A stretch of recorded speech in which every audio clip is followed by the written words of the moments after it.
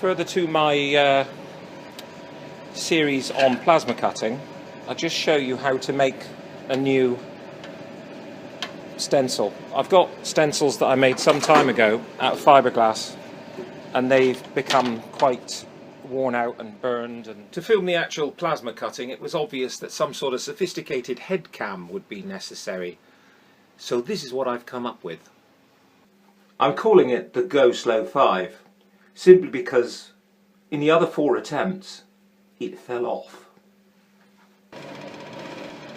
So hopefully now the Go Slow 5 will be performing magnificently, and you'll be able to see exactly what I'm doing in real time.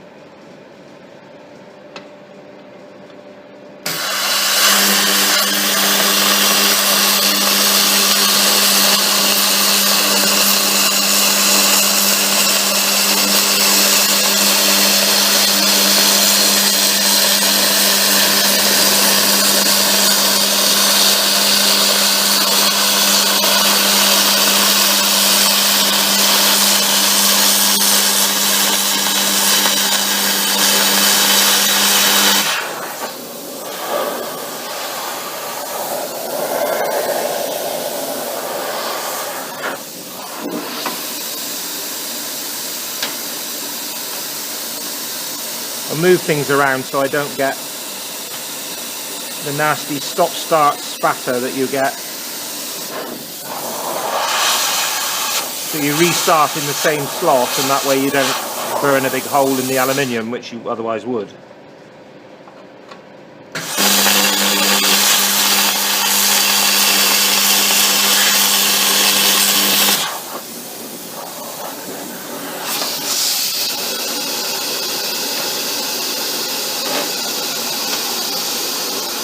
I did replace my bits of card with... Oh, that's the only problem, is we're going to have the compressor going on and off, but that's par for the course, unfortunately, when you're plasma cutting.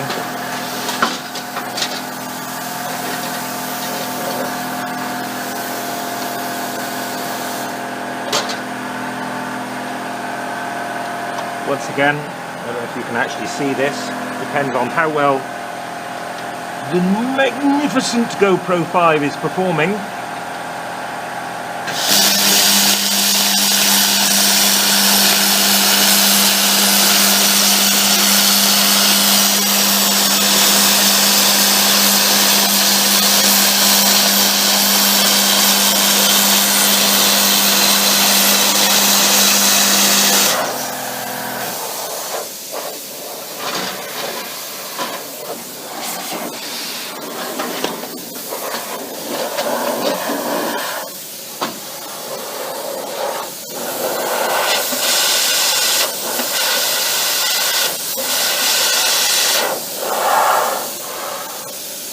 As I cut around, just move the piece of steel that I'm using, the bit of steel plate, just move it around so I can get to the clear piece each time.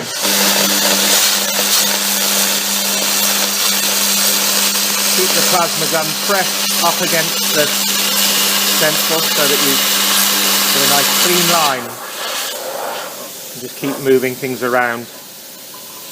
As long as you keep starting in the same line, you don't end up distorting the steel or burning extra holes.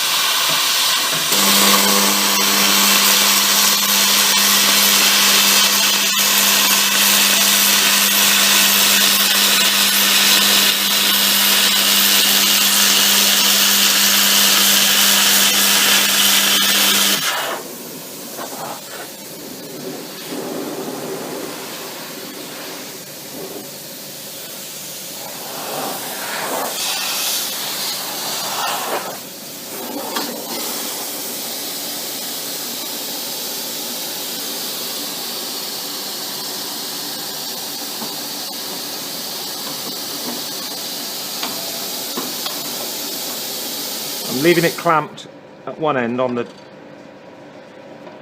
mold grips so that it doesn't move. There, that's better. I can shift that one round.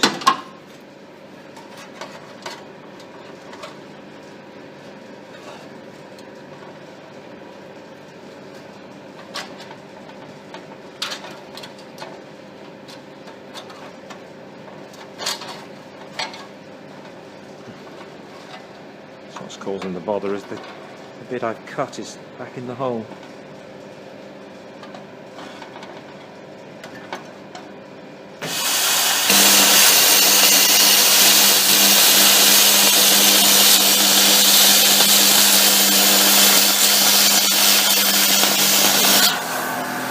That should be it.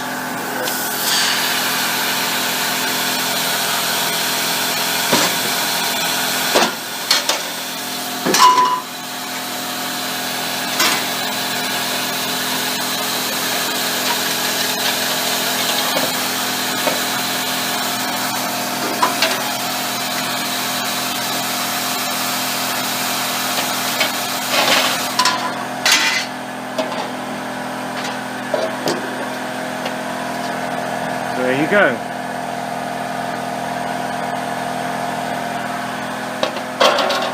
Now we polish this up, cut it out, polish it up, and then I'll just run around the inside of it, clamp it to a piece of steel, run around the inside of it, and I'll be able to make the shapes. I can show you one I cut out earlier.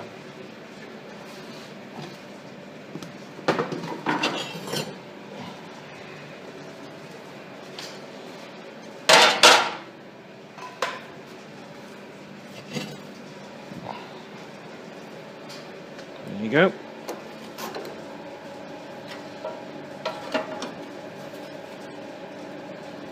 That's what you end up with. Cut around the inside and you end up with a piece of metal that shape.